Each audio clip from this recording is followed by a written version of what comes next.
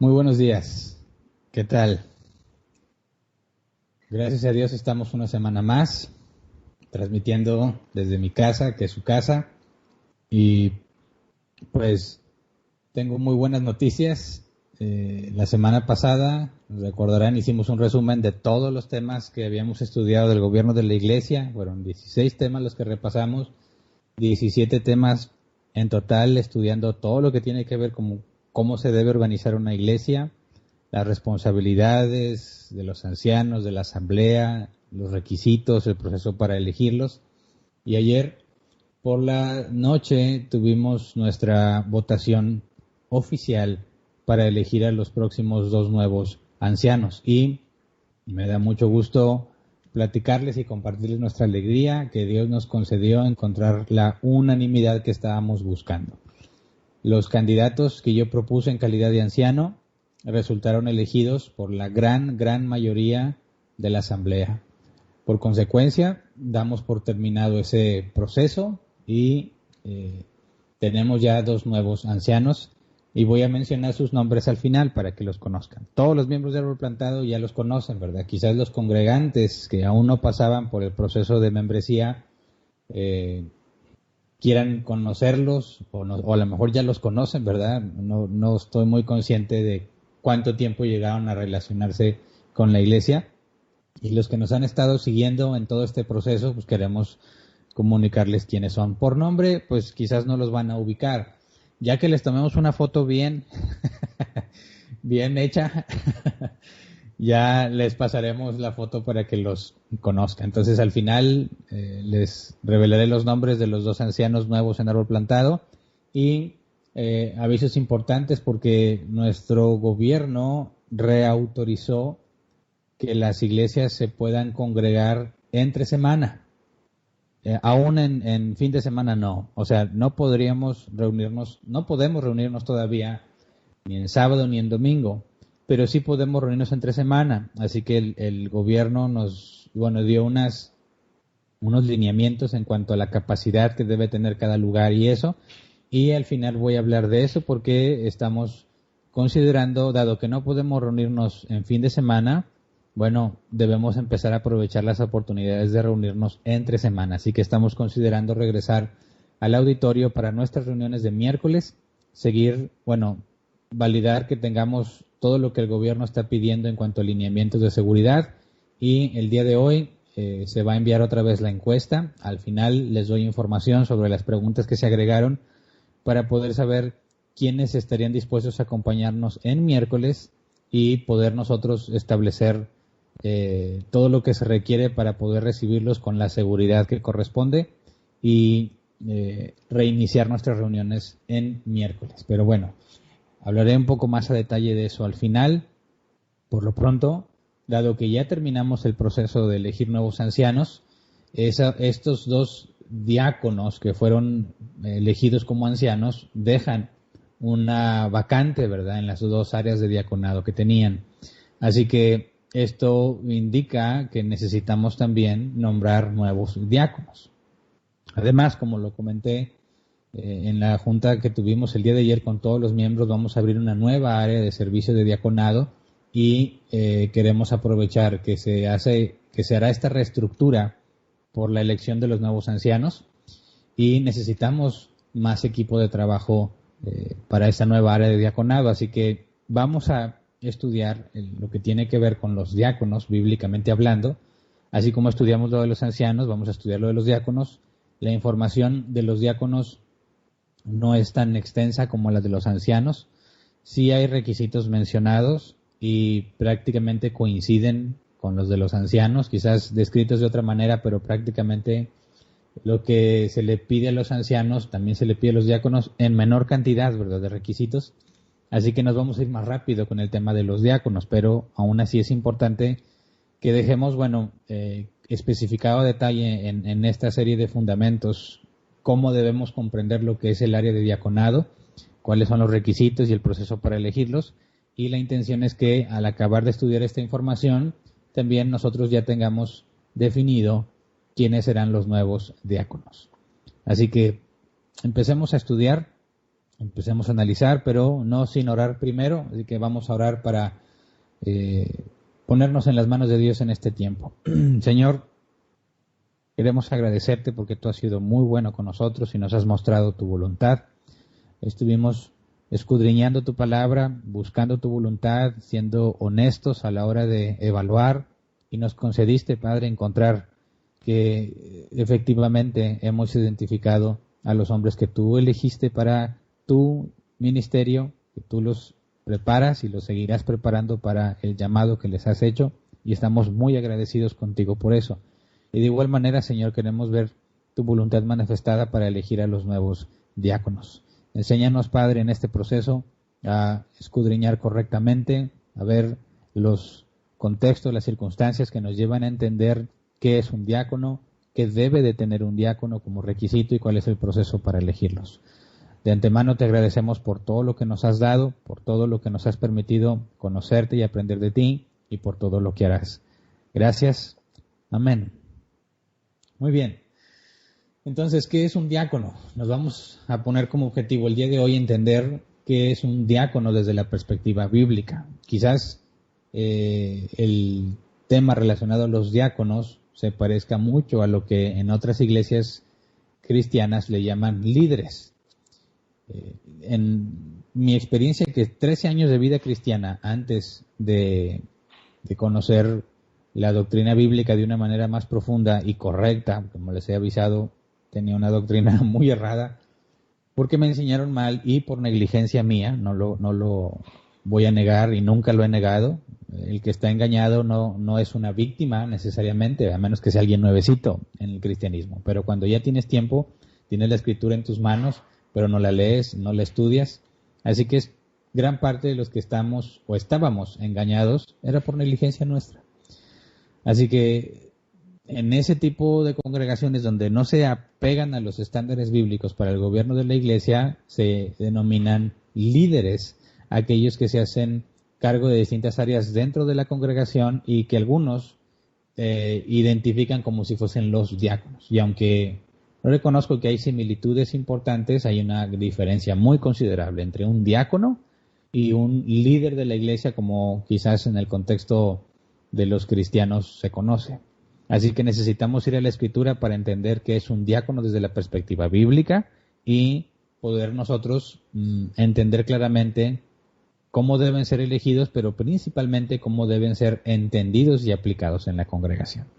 Entonces, cuando hablamos de los diáconos, nos referimos a una palabra usada prácticamente, literalmente, como viene en el Nuevo Testamento.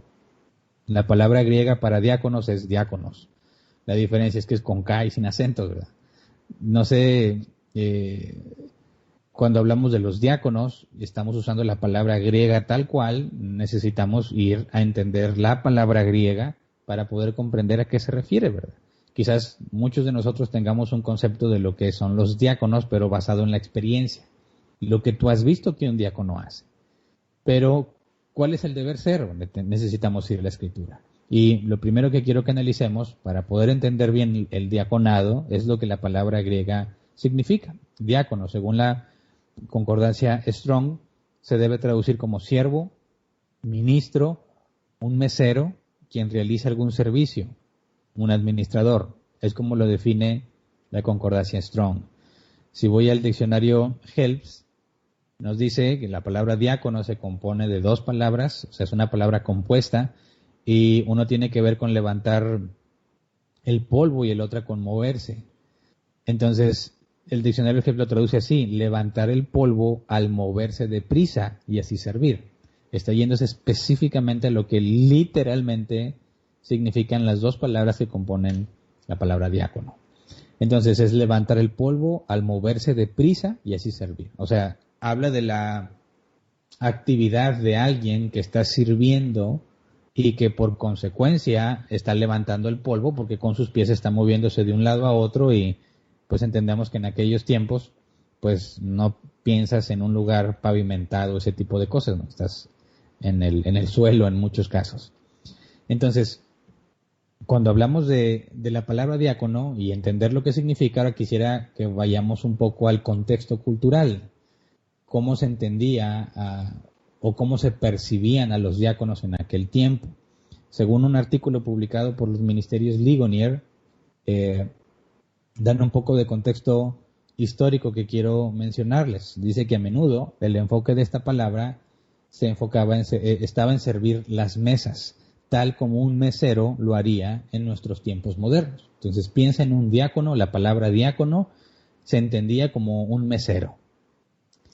Dice, sin embargo, los que llevaban el título de diáconos a menudo hacían más que servir comida en la mesa de una persona.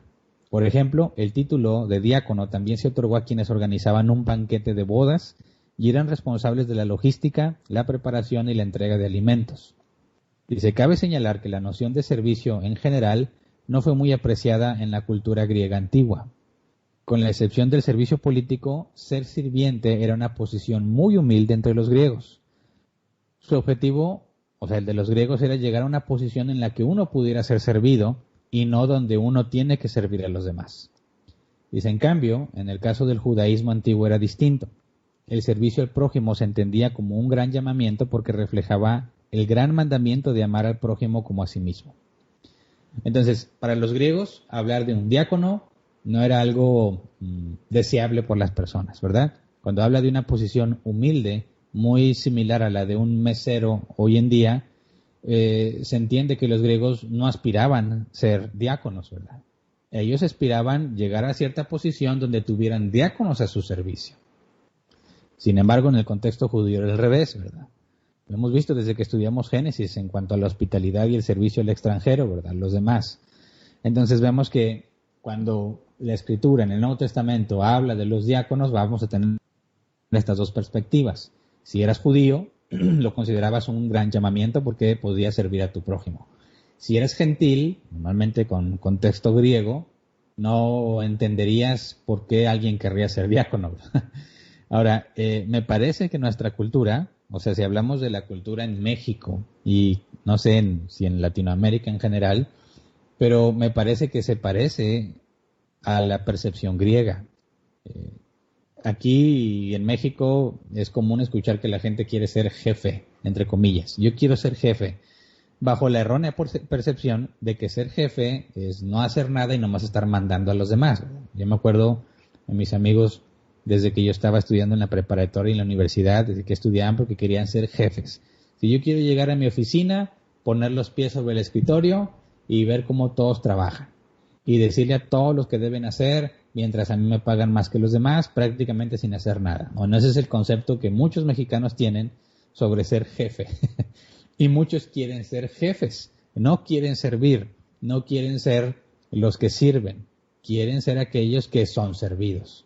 Así que me parece que podemos entender desde la cultura mexicana, podemos entender la perspectiva que los griegos tenían. Ahora, yo no conozco a nadie que se haya estudiado y se haya preparado para ser un buen mesero. No dudo que haya excepciones, ¿verdad? No conozco algún instituto donde te capaciten para hacer eso. Normalmente en nuestro contexto vemos que un mesero es quizás en su mayoría un estudiante, alguien que está trabajando como mesero mientras termina sus estudios. Algunos casos que yo he conocido son meseros porque no han encontrado otro trabajo y están en la espera de una mejor oportunidad. Pero también he conocido personas que son meseros y que les gusta esa profesión y se quieren dedicar de eso de por vida. Así que entiendo que hay excepciones, pero en la percepción general de nuestra cultura, ser mesero no se considera como una aspiración, ¿verdad? Normalmente lo ves como un trabajo temporal o de paso.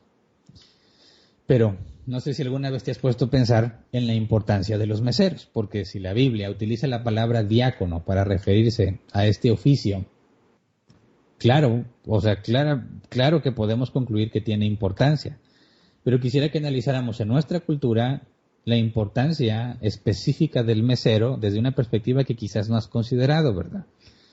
Hay reglas de etiqueta que yo he leído aquí en México y no sé si apliquen para otros países, donde si tú vas a cierto tipo de restaurantes, digamos de un nivel socioeconómico alto, y tú estás interesado en respetar las reglas de etiqueta, una regla que nunca se me va a olvidar porque me llamó mucho la atención, es que si vas a un lugar así, no debes voltear a ver a los meseros a los ojos, porque es de mala educación.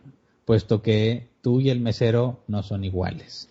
Así que si te vas a referir o vas a hablar al mesero, jamás pongas la vista en él, porque revelas que tienes una mala educación al tratar al mesero como igual a ti. Y me parece totalmente incorrecto, ¿verdad? Pero esa regla yo no la escribí, simplemente les estoy explicando lo que leí. Pero tiene mucho que ver con la cultura, ¿verdad? Entonces muchas veces pensamos en que el mesero no es necesario, ¿verdad? Simplemente es un sirviente que está por ahí haciendo cosas que cualquiera podía hacer, pero no nos hemos detenido a pensar la verdadera importancia que tiene el mesero desde el punto de vista del comensal, hablando de un restaurante, y desde el punto de vista del dueño del restaurante. Así que quisiera tratar de ilustrarte la necesidad de un buen mesero con un ejemplo. Imagínate que hablamos de una pareja, esposos, que quieren celebrar su aniversario de bodas, ¿verdad? Y quieren ir a un lugar romántico. Cualquiera que esté casado ha de haber pasado por esta experiencia de estar buscando un lugar que tu esposa lo pueda considerar romántico, porque a veces nosotros nuestro concepto de romanticismo no coincide con el de las mujeres, ¿verdad? Por ejemplo, vas a un restaurante donde hay pantallas pasando el fútbol, eso, o sea, descártalo, eso no es romántico. Las mujeres estarán de acuerdo conmigo. Pero hay lugares donde el ambiente, la iluminación, me acuerdo que fui una vez con mi esposa a un restaurante muy bonito donde en la construcción dejaron un árbol adentro, un árbol viejo, un árbol antiguo. En medio del salón estaba ese árbol que era, bueno, se veía totalmente real, ¿verdad? Y cada una de las ramas, aunque era muy antiguo y se veía seco, porque fuimos en una temporada de invierno, no sé si reverdece en primavera, todas las ramas iluminadas, el ambiente estaba muy, muy, muy apropiado para una velada romántica. Entonces, me acuerdo que un día llevé a mi esposa a ese restaurante y nuestro objetivo, como esperaría que fuera el objetivo de las parejas que celebran su aniversario, pues es recordar los momentos, ¿verdad? El día que se conocieron, el tiempo que han sido novios, recordarse uno al otro, lo que sienten, porque en la vida de casado muchas veces no hay tiempo para eso, ¿verdad? Las actividades cotidianas y todo ese tipo de cosas te absorben.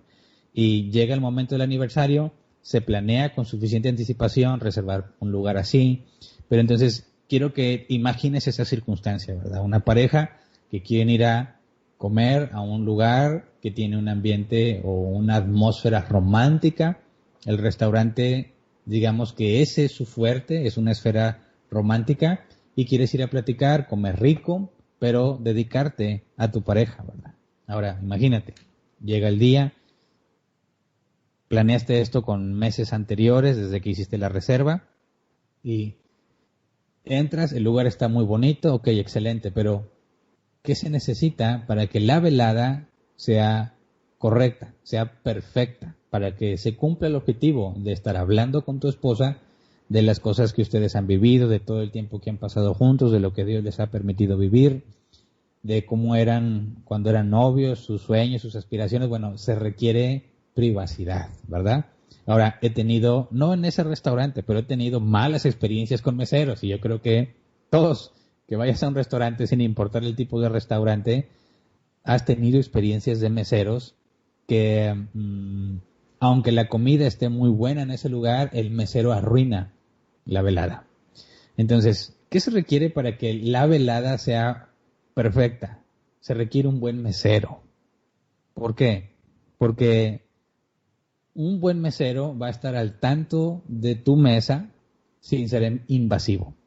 Me acuerdo que hace tiempo llevé a mi esposa a un restaurante y bueno, no sé si nos tocó a nosotros en particular un mesero así o ese era el estándar, pero este muchacho, yo llevé a mi esposa pues para platicar con mi esposa en un ambiente romántico, creo que era un restaurante italiano y no sé, digo, a lo mejor a mí me faltó conocimiento y experiencia. No sé cuál es el estándar en un restaurante italiano en cuanto a los meseros, a lo mejor fue en mi ignorancia, lo reconozco si así fue, pero estuvo parado junto a nosotros todo el tiempo. O sea, ahí como si nos acompañara, pero no se sentara a la mesa. Y para mí eso fue muy incómodo. Bueno, no sé si alguien diga, no, pues sí, aquí el ambiente, le saqué plática al mesero. No, yo quiero platicar con mi esposa y quiero hablar de cosas de nosotros. Y ahí tengo al mesero así, viéndonos, o sea, no crees que así, no, viéndonos, atento. No sé si se estaba esmerando por ser muy servicial, pero la verdad era muy incómodo. Y tuve que decirle, oye, si te puedes retirar, por favor, cuando te necesite te llamo, y luego Vero me regañó, ¿por qué le dices que se vaya? Pobrecito, pues es que ya no lo aguanto aquí, ¿verdad? Y ya o sea, nos desconcentró, terminamos viendo que yo a lo mejor fui grosero con el mesero y que si se entera que yo soy cristiano, ¿qué va a pensar de los cristianos? Y ya no pudimos tener nuestra velada como la queríamos, ¿verdad? Así que yo entiendo perfectamente cómo es importante un buen mesero. Un buen mesero va a ser atento, pero sin ser invasivo. Un buen mesero se le tiene que ver que disfruta su trabajo. Digo, hay personas que no son invasivas, pero tienen una cara que dices, oh, se ve que está lleno de presiones, que debe tener una vida muy difícil, quizás este trabajo no le gusta. Digo, todo eso te lo imaginas por cómo le ves la cara. Y no ayuda porque dices, oye, me gustaría pedir algo y ves la cara del muchacho y la muchacha y dices, no, mejor lo voy a dejar en paz y no le pido nada.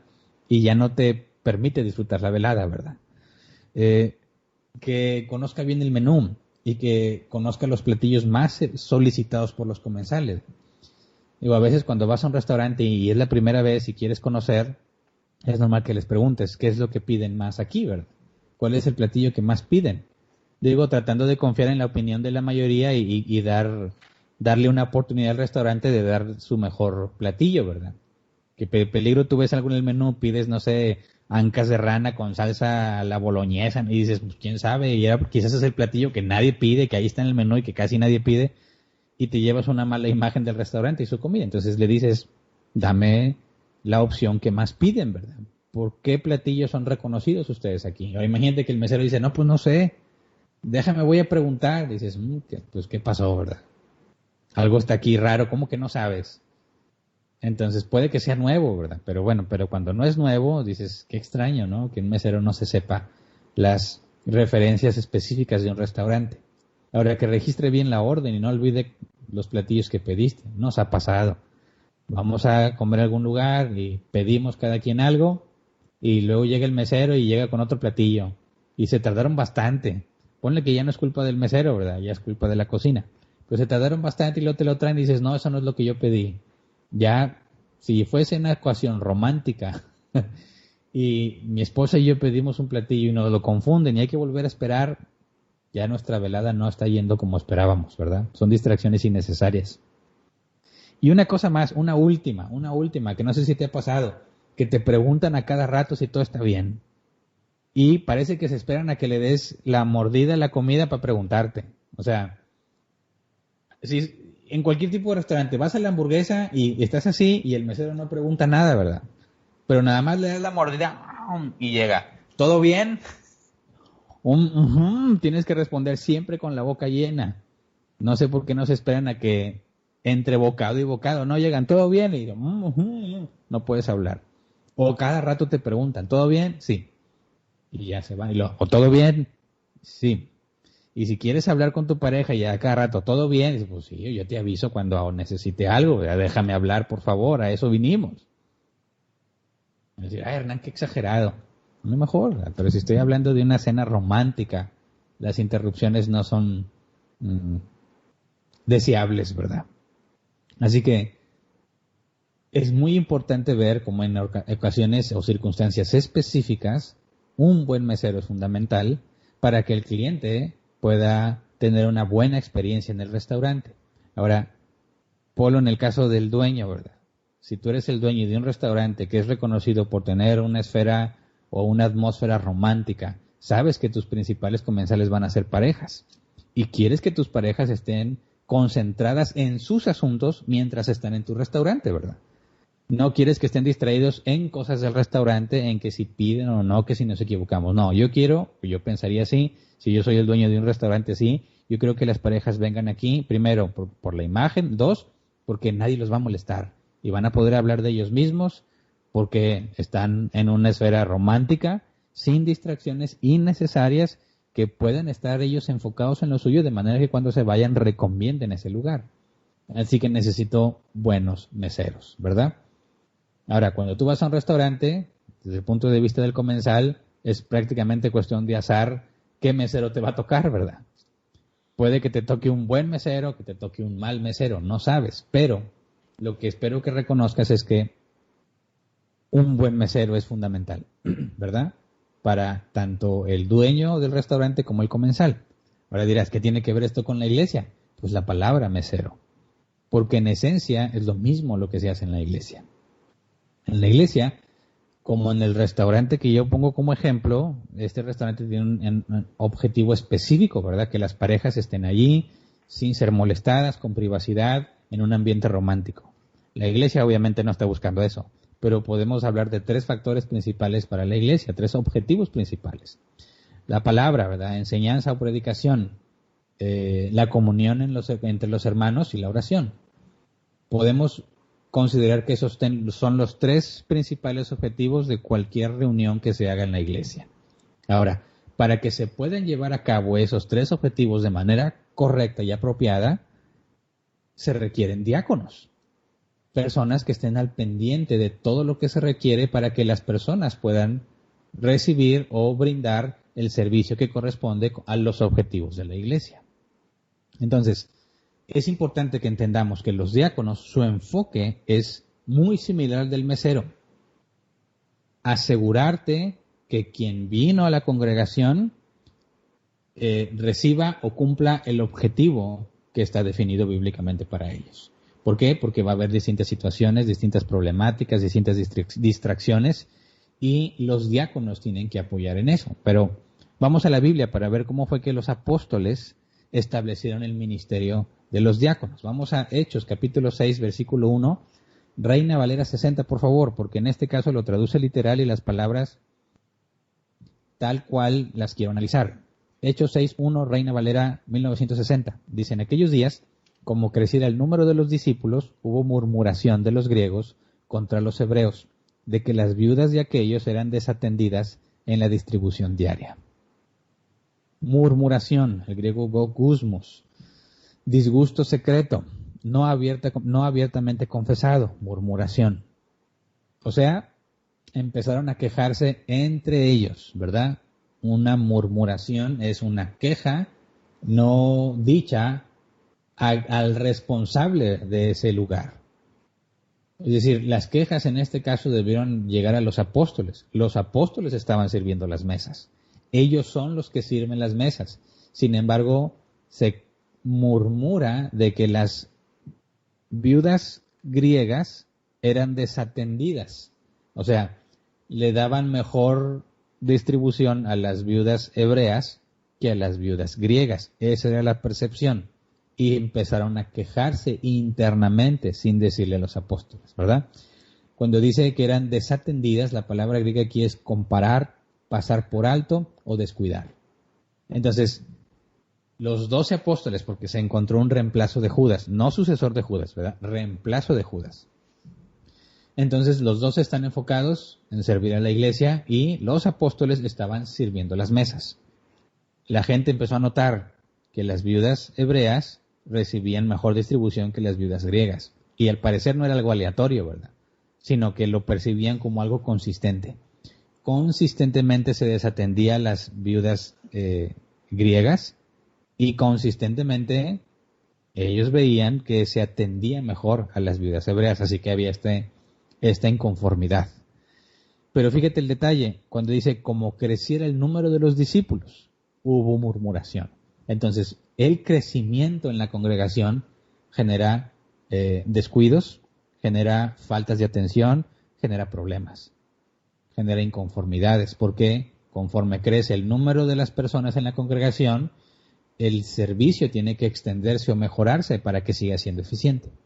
Entonces aquí está uno de los primeros problemas registrados en la Escritura con la iglesia en Jerusalén, la iglesia primitiva.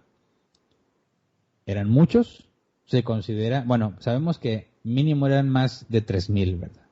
Como no se especifica si las mujeres o los niños a cuánto eran, incluso ese número a lo mejor podría duplicarse. Pero es muchísima gente y empieza la murmuración, las viudas griegas son desatendidas, son discriminadas o de alguna manera están recibiendo consistentemente un trato muy diferenciado, ¿verdad? Para mal. No se lo dicen a los apóstoles, sino que murmuran, ¿verdad? Ahora pensemos, ¿qué se requiere para distribuir sustento o alimentos entre una congregación de más de 3,000 personas? ¿Cuántas viudas había? Ahora, ¿qué tal si había huérfanos? Aunque no están mencionados, también tenían que ser atendidos. Entonces, si los apóstoles, 12 apóstoles, eran encargados de la distribución diaria, ¿qué es lo que tendrían que hacer para hacer? Bueno, para poder cumplir con esa tarea. Número uno, ellos no podían dejar de hacer lo que tenían que hacer, ¿verdad? O sea, el ministerio de la palabra, como dice la Escritura, enseñar y predicar, orar, visitar enfermos. Vemos que se nos describe que Pedro salía y las personas que estaban enfermas buscaban que al menos la sombra de Pedro pasara sobre los enfermos para que los sanara. O sea, eran personas muy demandadas, ¿verdad? Muy usadas por Dios, por consecuencia, muy demandadas en distintas partes. Y aparte tenían que estar sirviendo las mesas. Las viudas en aquel entonces eran mujeres de edad avanzada que estaban solas, ¿verdad? Pablo también se refiere a las viudas jóvenes, pero Pablo da específicamente requisitos que debe de cumplir una viuda para poder recibir ese tipo de ayuda. El punto es que no se especifica si se distribuía en especie o dinero. Los comentarios que he leído es que todo se inclina hacia pensar que era en especie, ¿verdad? No dinero. Pero ¿de dónde provenía lo que donaban? ¿De dónde provenía lo que le daban a las viudas como sustento? ¿Cómo lo administrabas? ¿Qué tanto hay? ¿Cómo se va a repartir? ¿Cuáles eran los criterios de la repartición? ¿Cuáles eran los horarios de la distribución? Porque si es diaria, ¿cada cuándo se repartía? ¿Una vez al día? ¿Qué era lo más eficiente? No lo sabemos. Además, se tenían que asegurar que las viudas que recibían ayuda realmente la necesitaran. Vamos a 1 Timoteo capítulo 5, versículo 9 al 11, para ver lo que Pablo especifica en cuanto a las viudas que pueden recibir ayuda. 1 Timoteo 5, 9 al 11. Dice, en la lista de las viudas debe figurar únicamente la que tenga más de 60 años, que haya sido fiel a su esposo, y que sea reconocida por sus buenas obras, tales como criar hijos, practicar la hospitalidad, lavar los pies de los creyentes, ayudar a los que sufren y aprovechar toda oportunidad para hacer el bien. No incluyas en esa lista las viudas más jóvenes, porque cuando sus pasiones las alejan de Cristo, les da por casarse. Entonces, estos criterios, obviamente, no los está inventando Pablo en el momento en que las escribe, ¿verdad? Les está transmitiendo los criterios para poder determinar qué viudas sí deben recibir ayuda y cuáles viudas no. Entonces, los apóstoles en la iglesia en Jerusalén tuvieron que enfrentarse a esta problemática, determinar qué viuda sí merece ser ayudada, sí requiere ser ayudada y cuáles no. Entonces, ¿cómo llevabas el control de esa lista? ¿Cómo recopilabas la información para la lista? ¿Y cómo se mantenía la lista depurada?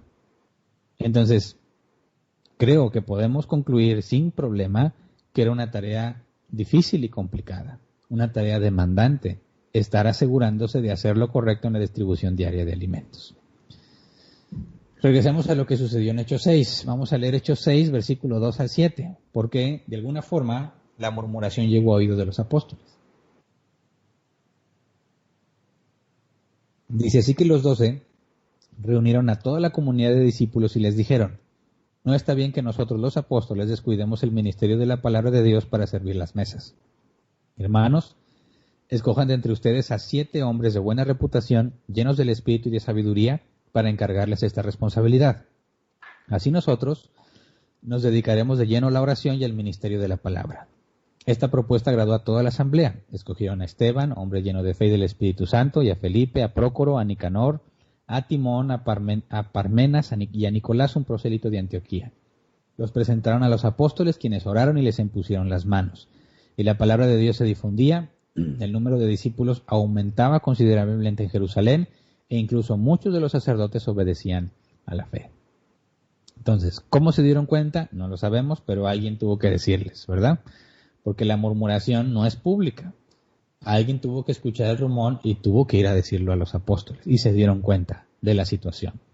La gente se está quejando del servicio que los apóstoles están dando, pero no se atreven a decírselo a ellos. Ese problema está desde la iglesia primitiva, ¿verdad? Y seguramente sigue vigente en todas las congregaciones. La murmuración puede ser algo muy destructivo si no se lidia con ello correctamente. Así que, ¿qué hicieron los apóstoles? Dice, no está bien que nosotros los apóstoles descuidemos el ministerio de la palabra de Dios para servir las mesas. Cuando dice no está bien, la palabra griega aresto se traduce como no es aceptable o no es satisfactorio. Cuando dice descuidemos, se traduce como abandonar o dejar atrás. Y cuando dice por servir las mesas, la palabra servir es diaconeo, de donde viene la palabra diácono. Se traduce como servir, ministrar, de diáconos, mesero, sirviente, ministro. Entonces los apóstoles dicen, no es satisfactorio que dejemos de hacer lo que Jesús nos encomendó para dedicarnos a la tarea de la distribución diaria. No es satisfactorio. ¿Por qué? Porque, fíjate bien, no están haciendo bien lo de la distribución y no están cumpliendo totalmente lo que Jesús les encomendó. Así que dicen, esto no funciona así. No podemos cumplir con la encomienda que tenemos y tampoco estamos haciendo correctamente la distribución, lo que nos hace no cumplir la otra parte. Así que esto no funciona, ¿verdad? Tienen que solucionarlo. Y lo que hacen, dice, hermanos, escojan entre ustedes a 7 hombres de buena reputación, llenos del espíritu y de sabiduría para encargarles esta responsabilidad. En pocas palabras están diciendo, alguien debe dedicarse a atender esta área, pero nosotros no, ¿verdad? O sea, tiene que haber mentes trabajando, pensando, meditando, reflexionando, buscando cómo mejorar esta área de la distribución para que ya no sea un conflicto. Fíjate, la iglesia va creciendo, empieza a crecer la murmuración, si no se hace algo al respecto, esta murmuración va a empezar a crear destrucción y la iglesia va a dejar de crecer. ¿Se entiende? Porque en lugar de crecer en unidad, se va a crecer en desunidad. Se van a hacer bandos, grupos de disensión, donde algunos piensan, no, es que los apóstoles son, no sé, racistas, o imagínate, ¿verdad? Puede volverse algo muy grave para la congregación. Así que dicen, no, vamos a tener que separarlo. Alguien tiene que estar pensando en servir las mesas y alguien tiene que estar pensando en las tareas que eran el ministerio de la palabra y la oración, enseñar, predicar y orar. Ahora, ¿cuál es la conclusión? Dice, así nosotros nos dedicaremos de lleno a la oración y al ministerio de la palabra. O sea, los apóstoles pusieron una prioridad. Para ellos, ¿cuál es la principal prioridad? El ministerio de la palabra y la oración. Siguiente prioridad, las necesidades físicas de las personas, en ese caso particular, ¿verdad? Porque se tenía que distribuir el alimento. Entonces, primer lugar, las cosas, podremos llamarlo espirituales, ¿verdad? La predicación de la palabra, enseñar la palabra y la oración. Segundo lugar, las cosas que tienen que ver con un servicio físico, las necesidades físicas de las personas en este caso particular. Los apóstoles dicen, nosotros nos dedicaremos a la parte espiritual y los que van a hacer el servicio, los que van a servir, diaconeo, los diáconos. No se les dice a ellos diáconos directamente en este pasaje, pero es exactamente lo que van a hacer, ¿verdad? Van a servir, diaconeo, son diáconos, aunque no lo diga explícitamente. Entonces, los apóstoles proveen personas para que se hagan cargo de esa área y la administren correctamente mientras ellos se enfocan a las otras tareas. Esto no significa que servir las mesas sea una posición de bajo nivel o degradante. Tal vez la cultura secular pueda percibirlo como un trabajo no algo a lo que puedas aspirar, ¿verdad? Pero bíblicamente no es así. Entiendo que nadie va a decir mi aspiración es ser un mesero. No dudo que haya personas que ese es su deseo y que bueno, si van a ser excelentes meseros pueden llegar muy lejos, ¿verdad? Pero el punto es que bíblicamente hablando tenemos que tener mucho cuidado de no confundir simplemente un equivalente entre ser mesero en nuestra cultura como algo temporal, algo de bajo nivel, algo que no requiere mucha preparación. No lo podemos tratar como algo degradado, sino que es algo honorable. Mira, vamos a 1 Timoteo 3:13. 1 Timoteo capítulo 3 versículo 13 dice, los que ejercen bien el diaconado se ganan un lugar de honor y adquieren mayor confianza para hablar de su fe en Cristo Jesús. Y tenemos el ejemplo máximo en Cristo, quien se ciñó los lomos, se ciñó Pongámoslo en nuestro lenguaje más actual, se puso una toalla en la cintura y se puso a lavar los pies de los discípulos. Actividad que correspondía normalmente a los esclavos. Entonces Jesús dijo, yo les he dado el ejemplo. Si yo les lavo los pies a ustedes, ustedes también deben hacerlo. Jesús enseñó claramente que el que es mayor entre los hermanos sirve al menor. Así que en la iglesia encontramos lo opuesto a lo que la cultura interpreta. Si nuestra cultura piensa que tengo que avanzar hasta llegar al punto en que tenga gente que me sirve, bíblicamente Jesús lo enseñó al revés. Yo tengo que avanzar para llegar al punto de ser el que sirve. ¿Se entiende? Es totalmente invertido, totalmente opuesto. El concepto bíblico es un enorme privilegio servirle a Dios. Y Jesús nos dio el ejemplo máximo. Si Él, siendo el Hijo de Dios, le lavó los pies a sus discípulos, nos está poniendo en claro que ese es el máximo, ¿verdad? Todos debemos tener eso en mente, a pesar de que nuestra cultura lo ve al revés. Entonces, no nos confundamos. Ser diácono no es algo de bajo nivel hablando en la iglesia, sino algo que puede dar mucho honor en la congregación. Fíjate bien, los requisitos mencionados aquí tenían que ser de buena reputación, llenos del Espíritu y llenos de sabiduría. No voy a hablar hoy de los requisitos sobre los diáconos, los voy a dejar para el siguiente tema si Dios lo permite. Pero estos tres, de buena reputación, obviamente que tenga un buen testimonio, ¿verdad? Que la gente tenga un buen concepto de él. Lleno del Espíritu, dices, ¿cómo es lleno del Espíritu? Lo hemos estudiado en otros temas, ¿verdad? Alguien que no es controlado por sí mismo, sino que es el Espíritu Santo quien lo controla. Es decir, un hombre que vive en santidad. Lleno del Espíritu no estamos hablando de un efecto sobrenatural que pierde el control. No. Estamos diciendo que aunque vive en la carne, está tan lleno del Espíritu que no hace las obras de la carne, sino que hace lo que Dios le agrada. En pocas palabras estamos hablando de un hombre que tiene santidad. En el caso de los diáconos, de los 7 elegidos aquí, ¿verdad? Y lleno de sabiduría. Y la palabra sabiduría, de griego Sofia, tiene que ver con saber cómo. Entonces, fíjate bien, la parte de lleno del Espíritu tiene que ver con la santidad y las cosas de Dios. Pero lleno de sabiduría tiene que ver con saber cómo administrar esa área. Así que se requiere 2 cosas, ¿verdad? Que sepa cómo, o que tenga experiencia o sabiduría para saber cómo lidiar con esa área en específico, y aparte, que tenga buen testimonio y que sea un hombre que busca la santidad, reconocido por su santidad. Entonces no es solo meserear, ¿verdad? No es el equivalente a decir, bueno, tú vas a ponerte a repartir aquí, ve y sirve acá, y esto como vemos normalmente que los meseros lo hacen. No, acá el concepto, aunque la palabra se entiende como un mesero, el concepto es más el de un administrador. Si alguien tiene que supervisar que todo esté bien, tiene que hacer cambios, ajustes, mejoras, mantener la lista depurada, la supervisión de que los requisitos de la lista se estén cumpliendo, asegurarse de la opinión y percepción de los que están recibiendo el sustento. Hay muchas cosas que examinar, muchas cosas que planear, que organizar para poder desempeñar de forma correcta y eficiente la distribución diaria de sustento, de alimentos. Entonces, habían que tomar decisiones importantes, ¿verdad? Diseñar una estructura, estar retroalimentándose constantemente para asegurarse de que están haciendo las cosas bien. Y eso no es simplemente servir la mesa, sino administrar completamente esa área. Así que si tú lo ves en un sentido literal, 7 personas podrían servir a todas las viudas de esa congregación, no lo creo. No creo que ellos eran los que hacían todo exactamente igual como los apóstoles, sino que tuvieron que crear una estructura, ¿verdad? Ellos 7 eran los responsables de administrar esa área para que dé buenos resultados, para que no genere conflictos en la iglesia y que la iglesia pueda enfocarse en lo importante que tiene que ver, no porque sea menos importante el servirles, pero los objetivos fundamentales, el ministerio de la palabra, la comunión y la oración.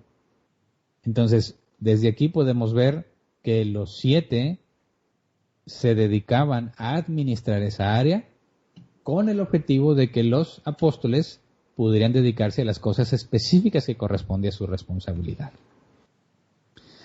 Entonces, Al igual que en la iglesia de Jerusalén, las congregaciones también tienen problemas y áreas de necesidad, donde puede haber deficiencia en el servicio o incluso negligencia. Por esa razón, la iglesia necesita que tenga diáconos sirviendo para que la gente pueda recibir los objetivos fundamentales, dar y recibir los objetivos fundamentales al congregarte. Por ejemplo, los ujieres, que es un ministerio que quizás estamos acostumbrados a ver en todas las iglesias cristianas. Se necesitan ujieres para coordinar los movimientos internos, las sillas, las entradas, las salidas, los registros, ayudar, brindar orientación, etcétera, etcétera. ¿Qué pasa si no hubiese ujieres? Pues sería un descontrol, ¿verdad? Entraría la gente y no sabe qué hacer, o no sabe en qué lugar, no saben las instrucciones, si son nuevos no entienden qué está pasando, y en lugar de enfocarse en que los objetivos de congregarnos se cumplan, vamos a estar distraídos en otro tipo de dificultades que no debieran ser un problema. Así que hay un área de diaconado, llamada normalmente ujieres, que se encarga de atender esas necesidades. La alabanza es otro ejemplo clásico, ¿verdad? Mantenimiento. Estoy mencionando algunos de los áreas de diaconado de árbol plantado, que el auditorio esté en correctas condiciones para que podamos cumplir nuestros propósitos ahí, es fundamental, ¿verdad? Clases para niños y para adolescentes, es otra área de diaconado, ¿verdad? No es para que los papás puedan relajarse y escuchar la prédica a gusto, no es para que los niños, apoyando la iglesia a los papás, porque los papás son los únicos que tienen esa responsabilidad, pero la iglesia les apoya dándoles clases al nivel de los niños, ¿verdad? Que lo puedan comprender en grupos especiales para ellos. Multimedia, todos los que están trabajando, sobre todo en esta pandemia, con la parte tecnológica, ¿verdad? Los que tienen que ver cuando nos reuníamos como el área de maternal, los que cuidan ahí sí a los bebés chiquititos para que los papás puedan poner atención en la predicación y no distraigan a los demás porque esos niños son muy dados a llorar y a hacer mucho escándalo. No le puede decir, niño, cállate porque no entiende, va a gritar y va a llorar a gusto y bueno, tiene que haber un área donde se pueda lidiar con ese tipo de situaciones. Eventos especiales, las obras de Dios, membresía, etcétera, etcétera, distintas áreas dentro de la congregación que merecen atención para que los objetivos principales de congregarnos se cumplan.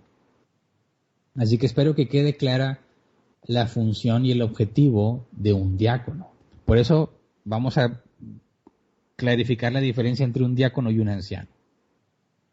Los ancianos, como ya lo estudiamos, han recibido autoridad de parte de Cristo para gobernar la iglesia, o sea, dirigirla y cuidarla. Toda la congregación debe ser dirigida por una pluralidad de ancianos, ¿verdad? Los diáconos no tienen autoridad delegada de parte de Cristo para dirigir a la iglesia, ni para cuidar a la iglesia en un contexto total, global o general, ¿verdad? Sino que la autoridad que reciben proviene de los ancianos en un área específica. Entonces, los ancianos reciben autoridad de parte de Cristo para dirigir y cuidar a la iglesia. Los diáconos reciben autoridad de los ancianos para administrar un área en específico dentro de la congregación. ¿Se ve la diferencia con claridad? No todo el que sirve es diácono, ¿verdad? Porque se requiere la responsabilidad sobre el área de servicio, como en el caso de los 7. Entonces, si alguien dice, pues yo estoy sirviendo en la iglesia, ¿eso me hace diácono? No. Y tú dices, yo soy el responsable de un área en la iglesia. Entonces, podemos hablar de que tengas el oficio de diácono, aunque en Árbol Plantado tenemos una categoría más, que es la de staff, que más adelante la mencionaré. Pero, para que tú seas diácono, tienes que ser responsable, al igual que los 7 que servían las mesas, tienes que ser responsable de un área en la cual te dedicas a servir a tus hermanos en Cristo o a los que lleguen a visitarnos en la congregación para que los objetivos de la iglesia se puedan cumplir sin problema. Entonces, ¿se entiende la diferencia? Los ancianos administran, gobiernan, dirigen lo que tiene que ver con toda la congregación. Los diáconos, solamente un área dentro de la congregación. Cristo dio autoridad a los ancianos delegan autoridad sobre los diáconos. Por consecuencia, un diácono no compite contra un anciano, no compiten en servicio ni nada. Los diáconos, podemos verlo así, son facilitadores para los ancianos. Así como estos 7 facilitaron la labor de los apóstoles al permitirles dedicarse de lleno a lo que Dios les había encomendado, lo que Jesús les encomendó directamente, Así, los diáconos deben verse como facilitadores para que los ancianos cumplan con la tarea que les corresponde. ¿Se entiende? Ahora, una pregunta. ¿Puede haber diáconos mujeres, o sea, diaconisas? Vimos que en los ancianos se requiere que sean hombres. Pero ¿qué hay de los diáconos? ¿Puede haber diáconos que sean mujeres? Y bueno, las iglesias cristianas se dividen en dos posturas. Aquellos que consideran que los diáconos son un área exclusiva y reservada para los varones, y aquellos que consideran que también puede haber diaconisas. Ambos presentan argumentos, ¿verdad? Y quiero mencionarte los más comunes o los más importantes o principales. Aquellos que consideran que los diáconos son un área reservada para los varones, he leído y he escuchado que usan dos argumentos fundamentales. Número uno, consideran que el hecho de que la institución de los 7 se especificó claramente que deberían ser varones, 7 varones de entre ustedes, dicen por consecuencia, los diáconos deben de ser varones. O sea, puesto que los primeros 7 se especificó claramente que debían ser hombres, se espera que los diáconos sean hombres. Eso es uno de los argumentos que más he escuchado de aquellos que aseguran que una mujer no puede ser diácono. Otro argumento este es el segundo que más he escuchado. El requisito o uno de los requisitos para ser diácono es que sea esposo de una sola mujer y gobernar bien sus hijos y su propia casa, tal como lo vimos en los ancianos. Y de hecho, cuando hablamos de los requisitos, específicamente esos para ser anciano, es un argumento para demostrar, es una evidencia para demostrar que no pueden ser mujeres, ¿verdad? Porque una mujer no puede cumplir con el requisito de gobernar bien su casa, ¿verdad? Y ser esposo de una sola mujer. No se puede. Por consecuencia, decimos, no puede haber mujeres ancianas, claramente no se podrían cumplir los requisitos. Así que estos son los dos argumentos principales. Los primeros 7 eran hombres y se especificó que debían ser hombres. Y ninguna mujer puede cumplir con el requisito de diácono de ser esposo de una sola mujer y de gobernar bien a sus hijos y a su propia casa. ¿Por qué? Porque gobernar a los hijos y a la casa es una responsabilidad delegada al hombre de parte de Dios. Esos son sus dos principales argumentos. Ahora, ¿cuáles son los argumentos de aquellos que consideran que sí puede haber diaconisas? Número 1, voy a mencionar también dos, los principales. Número 1, Pablo, al listar los requisitos para los diáconos, menciona específicamente a las mujeres y da requisitos para las mujeres. Vamos a 1 Timoteo 3:11. Desde el versículo 8, Pablo empieza a hablar sobre los requisitos para ser diácono. Y sí, efectivamente habla de que sea esposo de una sola mujer y que gobierne bien su casa, eso sí está especificado. Pero si leemos el versículo 11, 1 Timoteo 3:11, dice, asimismo, las esposas de los diáconos deben ser honorables, no calumniadoras, sino moderadas y dignas de toda confianza. Acabo de leer la Nueva Versión Internacional. Dice, las esposas de los diáconos deben ser honorables, no calumniadoras, sino moderadas y dignas de toda confianza. Ahora, la pregunta aquí es, ¿requisitos para la esposa de los diáconos? ¿Por qué? ¿Por qué un requisito para su esposa? Si la que tiene el llamado a servir es el esposo, ¿verdad? Ahora, resulta muy extraño que se especifiquen requisitos para las esposas de diáconos, pero no para las esposas de ancianos. Si lo ves desde la perspectiva del impacto a la congregación, tiene más impacto el oficio de anciano, o sea, beneficia más o perjudica más si se hace mal, ¿verdad?, que el oficio de diácono. Y no suena congruente ni coherente que se especifiquen requisitos para esposas de diáconos y no para esposas de ancianos, quienes impactarían de una forma más general a toda la congregación, ¿verdad? Entonces, ¿por qué se nos habla de las esposas? Vamos a la Reina Valera 60. La Reina Valera 60 no habla de esposas. Reina Valera 60, 1 Timoteo 3:11 dice, las mujeres asimismo sean honestas, no calumniadoras, sino sobrias, fieles en todo. Cuando dice asimismo, en el contexto de los requisitos para ser diácono, está incluyendo a las mujeres en los diáconos. Y aquí la palabra mujeres es el griego guné, que se traduce como mujer, novia o esposa. Ahora, cuando nos dice la NBI, las esposas de los diáconos, no nada más está traduciendo la palabra guné como esposa, sino que está agregando esta palabra de, como de propiedad, ¿verdad? Esposas de los diáconos, y eso no está en el original. Lo que el original dice, las mujeres asimismo sean honestas, o diría, las esposas asimismo sean honestas, o diría, las novias asimismo sean honestas. Ahora, considere el contexto. Las novias sean honestas no aplica, ¿verdad? No tendría sentido. Las esposas sean honestas, decimos, espérame, porque hay requisitos para esposa de diácono, pero no para esposa de anciano. No suena congruente ni coherente. Y como la traducción también puede ser mujer, la mujer, bueno, está en plural, las mujeres asimismo sean honestas, asimismo y mujeres en el contexto de los requisitos para ser diácono, me parece que habla de diaconisas. ¿Se entiende? Ahora, argumento número 2, el caso de Febe. Vamos a Romanos capítulo 16, versículo 1 al 2. Romanos 16, 1 al 2, NBI. Dice Pablo, les recomiendo a nuestra hermana Febe, diaconisa de la iglesia de Cencreas. Perdón. Les pido que la reciban dignamente en el Señor, como conviene hacerlo entre hermanos en la fe. Preséntenle toda la ayuda que necesite porque ella ha ayudado a muchas personas, entre las que me cuento yo. Y cuando se nos traduce como diaconisa, la palabra literal es diáconos, porque en griego la palabra diáconos no tiene modo femenino. Entonces, Febe, siendo nombre de mujer y refiriéndose a ella como diáconos, la palabra griega está hablando claramente de una diaconisa. Así que aquí no está hablando de una esposa, ¿verdad? No se utiliza la palabra guné. Está hablando de la palabra diáconos con el nombre de una mujer. Entonces, claramente vemos especificado una diaconisa que Pablo recomienda. Entonces, en estas dos posturas, los diáconos deben ser solamente hombres, o también puede haber diaconisas. Árbol plantado se ubica en la segunda postura.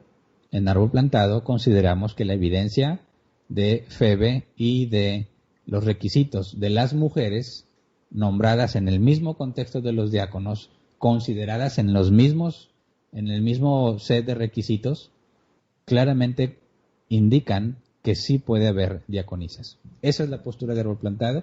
Respetamos la otra postura, no consideramos que aquellos que restrinjan el oficio de diácono solamente a los hombres, no por eso dejan de ser cristianos o no por eso tendrán una doctrina deficiente. Lo respetamos, pero nosotros tenemos la postura que indica que sí puede haber diaconisas por los argumentos que les he comentado. Hay más argumentos que se pueden mencionar en ambas posturas, pero me parece que ya no son relevantes considerando los primeros, sobre todo porque mi intención ahorita es ser más informativo, ¿verdad? En cuanto a lo que es un diácono y por qué específicamente en árbol plantado sí tenemos diaconisas. Pero hay que aclarar, cuando hablamos del gobierno de la iglesia, vemos que los únicos que reciben autoridad para dirigir son los ancianos y que no puede haber mujeres que sean ancianos, ¿verdad? Así que cuando hablamos de diaconisas, ellas no están gobernando la iglesia. Es una acusación común. Los cristianos que permiten que haya diaconisas están permitiendo que las mujeres gobiernen la iglesia.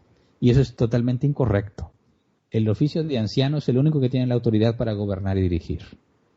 El oficio de diácono recibe una autoridad delegada de los ancianos para administrar áreas en específico.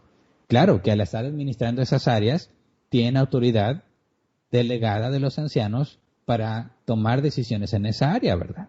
Entonces, si por ejemplo, imagínate, en el caso de los ujieres, hay una mujer que sirve como ujier y le dice a un hombre que si por favor puede recorrerse a un asiento para que pueda caber una familia más. Hay una mujer que le está pidiendo algo a un hombre. Ahora, ¿es eso algo malo, algo contrario a la Escritura? Algunos dicen sí, la Biblia dice que no permite a la mujer ejercer autoridad sobre el hombre. Y entonces tratan de hablar que las diaconisas están ejerciendo autoridad sobre los hombres, cosa que está prohibido en la Biblia. Pero un momento, hablar de administrar un área en específico no corresponde al contexto de no permito que la mujer ejerza autoridad sobre el hombre, porque esa autoridad tiene que ver con la dirección de la iglesia. Y claramente una diaconisa no está dirigiendo a la iglesia, eso corresponde solamente al oficio de anciano. Así que si vemos la subdivisión de las áreas de servicio, aun si hay diaconisas como responsables de esas áreas, la autoridad que tiene no es una autoridad delegada por Cristo para dirigir, es una autoridad delegada por los ancianos para administrar un área específico, y sea hombre o sea mujer, se le debe respetar el servicio que está brindando, ¿verdad?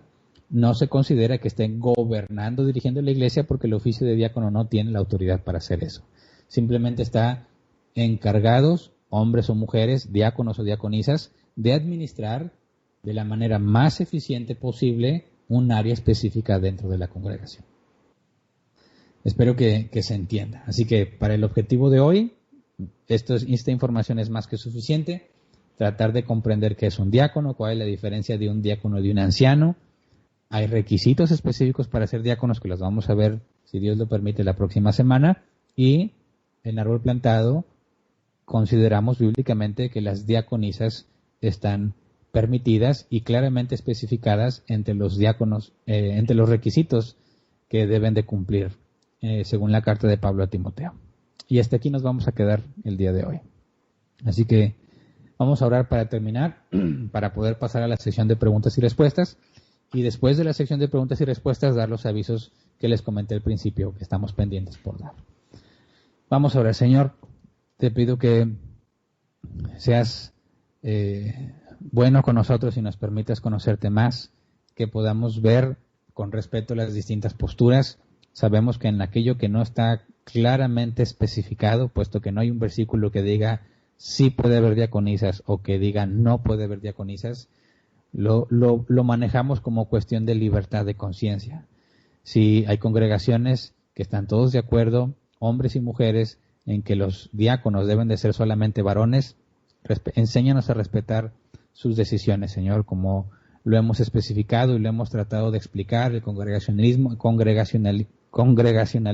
indica que cada congregación tiene libertad para definir sus propios criterios internos. Enséñanos a ser maduros, sabios, prudentes y respetar a nuestros hermanos que tienen esa postura.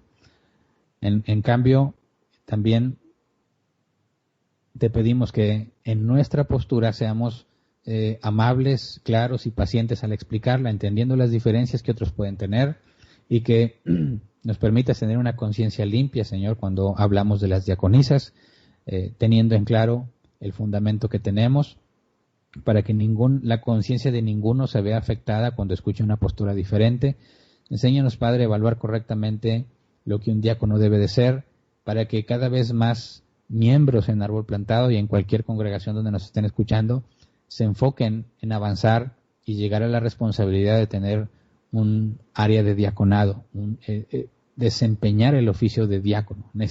Son fundamentales, son importantísimos los diáconos en la congregación para que podamos seguir creciendo, para poder lidiar con el crecimiento y los problemas que eso conlleva. Así que, Padre, te rogamos que levantes nuevos diáconos entre nosotros.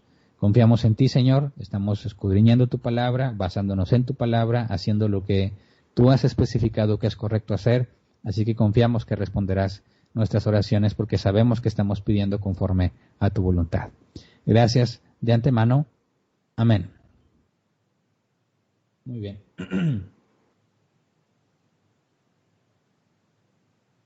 Pasemos a la sección de preguntas y respuestas.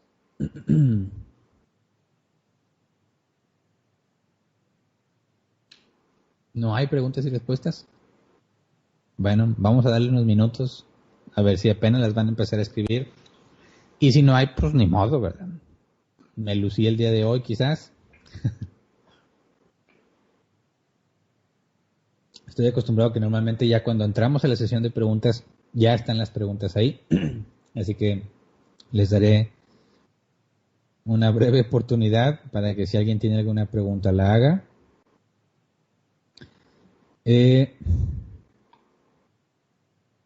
Mientras les empiezo a dar los avisos, ¿verdad? Primero, en cuanto a lo que nuestras autoridades han dicho sobre reanudar las reuniones en las iglesias, se especificó que solo el 20% del aforo puede congregarse entre semana. Entonces, nuestros hermanos del área de proyectos y mantenimiento ya están investigando, buscando información al respecto, determinar cuánto es lo que podemos, cuál es el porcentaje de personas que podemos recibir en árbol plantado, cuáles son las necesidades que tenemos que adquirir u obtener para poder brindar la seguridad que se nos demanda, para que nadie tenga problemas de conciencia al congregarse en cuanto a temas de negligencia. Nuestros hermanos del área de diaconado, de proyectos y mantenimiento ya están trabajando en eso. Nuestro propósito es, el ideal es congregarnos no este miércoles, sino el que sigue. Con aquellos que estén dispuestos a hacerlo, la idea es hacer un rol de personas para que no haya este conflicto de que el primero que reserva su lugar gana y luego hay personas que constantemente van a estar reservando su lugar primero que los demás y no le van a dar oportunidad a otros. Entonces queremos que esto sea equitativo. Entre los que manifiesten querer congregarse en miércoles, bueno, vamos a hacer un rol de personas para poder darle oportunidad a todos de congregarse. Entonces, nuestro objetivo es congregarnos de este miércoles que viene al otro. Si todo sale bien, si tenemos la forma de adquirir todo lo que necesitamos para congregarnos de manera segura, lo haremos de este miércoles al otro. Así que estén pendientes de la información cuando demos información sobre el rol, para considerar también a los congregantes que no son miembros del rol plantado, pero que quieren regresar a la congregación, también los vamos a considerar, pero necesitamos primero recabar la información. El día de hoy vamos a mandarles una encuesta, al rato les doy un poco más de información al respecto y ahí vamos a tener información para saber cuántas personas estamos esperando y así puedo tratar de organizar un rol. Pero bueno, ya llegaron unas preguntas, así que voy a contestarlas. Moisés Villanueva dice: buenas tardes, en mi congregación no hay aún líderes o diáconos, pero mi pregunta es, si aún no hay estos puestos, menos una pluralidad de ancianos como congregantes, ¿pudiéramos tratar de corregir la doctrina que se enseña, ya que hay muchos errores en las enseñanzas? Sí, bueno, no es pudiéramos, es tienes la obligación bíblica de hacerlo. Mateo 18, versículo 15-17. Casi en todos los temas termino mencionando en la sesión de preguntas Mateo 18, ¿verdad? Pero es uno de los pasajes menos conocidos por los cristianos y uno de los más importantes para la vida de la iglesia. Mateo 18, 15-17, versículo 15. Si tu hermano peca, ve y repréndele estando tú y él solos. Si te oyes ganado a tu hermano, si no, ve por 2 o más testigos, ¿verdad? Y parafraseado, si no oye a los testigos, dilo a la asamblea, y si no, tenlo por gentil y publicano. Es el proceso a seguir. Entonces, cuando vemos una falta en cualquiera de nuestros hermanos en Cristo, tenemos la responsabilidad delegada por Cristo. Si tu hermano peca, ve y repréndele estando tú y él solos. Así que lo primero que hay que hacer, como congregante que te das cuenta de un error, es acudir con la persona y de forma privada hablar con él. En el caso de, entiendo que tendrías nada más un pastor, me imagino. Si no tienes diáconos, dices menos pluralidad de ancianos, muy probablemente nada más tienes un pastor. Puede ser que este pastor no conozca la información y la doctrina que tiene que ver con el gobierno de la iglesia, de los ancianos y los diáconos. Entonces, tú tendrías que ir a decirle, a informarle de esta información y pedirle que haga algo al respecto. ¿Sí? Tratar de hacerle ver que es un error no tener una pluralidad de ancianos o no establecer diáconos formalmente. Ese es el primer paso. Ahora vas a tener que escucharlo después, ¿qué te dice? Quizás le puedes dar la oportunidad, mira, escucha estos temas o lee estos artículos, infórmate y dime qué opinas. Esa es la oportunidad que se le debe de dar a la persona que está cometiendo un pecado y que a lo mejor no está consciente del pecado que está cometiendo. Nuestro objetivo es que se dé cuenta, ¿verdad? Para que se arrepienta. Pero si a pesar de darle información y darle tiempo para que lo piense, dice, no, aquí no vamos a hacer eso, bueno, entonces ya tienes una clara evidencia escritural de que no está haciendo las cosas como corresponde. Así que tendrías que avanzar al siguiente paso, y traer testigos. Y si ante los testigos no quiere reconocer su error, no quiere proceder bíblicamente, bueno, en este caso la asamblea tiene que hacerse de conocimiento, o sea, informar a los demás, a todos en la congregación. Esta es la situación, la Biblia dice esto, pero él dice que no. Y aquí está la evidencia bíblica de que debe ser así, pero él dice que no. Y es su última oportunidad para reconocer su error. Y aunque él sea el pastor, si decide ir en contra de lo que está especificado en la Biblia, La asamblea reunida, como ya lo estudiamos en el tema de ancianos, tiene la capacidad de quitarlo como pastor y de elegir nuevos ancianos. Así que ese es el proceso no opcional, sino obligatorio, que todo cristiano debe seguir cuando detecta un error. Siguiente pregunta. Daya dice, buen día pastor, ¿puede haber el caso en que la mujer sea diaconisa y el esposo no? Una pregunta muy útil, qué bueno que la mencionas. Sí, puede ser el caso. Puede ser que ella, en el caso, imagínate, piensa en un área de diaconado específico de mujeres. Es un área donde van a atender a las mujeres, en cosas específicas de las mujeres, enseñar a las mujeres, amar a sus esposos, a criar a sus hijos, a enfrentar las problemáticas de las mujeres. Bueno, no veo yo ahí un diácono, ¿verdad? No lo veo como coherente ni congruente. Yo veo ahí una diaconisa, alguien que se va a responsabilizar de esa área. Y como tiene que ver solamente con mujeres, no veo cómo el esposo podría compartir el diaconado. El esposo va a tener que tomar la decisión de ayudar a su esposa a cumplir con todo lo que corresponde, ¿verdad? Así como el anciano, que nada más puede ser hombre, dice su esposa no es anciana porque está casada con un anciano, ¿verdad? Eso no corresponde, eso es específica del hombre y la mujer apoyará a su marido en todo lo que tenga que ver el oficio de anciano. En este caso, en el área de mujeres, si hay una diaconisa, el esposo la va a apoyar, pero el esposo no va a compartir la responsabilidad porque tiene que ser nada más mujer. Ahora, en Árbol Plantado, nosotros tenemos áreas de servicio, por ejemplo, eventos, alabanza, donde hay hombres y mujeres, y se va a requerir momentos de consejería a las mujeres y momentos de consejería a los hombres. En particular, un hombre que hable con los hombres y una mujer que hable con las mujeres. Con las mujeres. En Árbol Plantado tenemos esa regla. No puede un hombre estar aconsejando a una mujer sin la presencia de su esposa. ¿Se entiende? Tiene que estar el matrimonio si va a aconsejar a una mujer.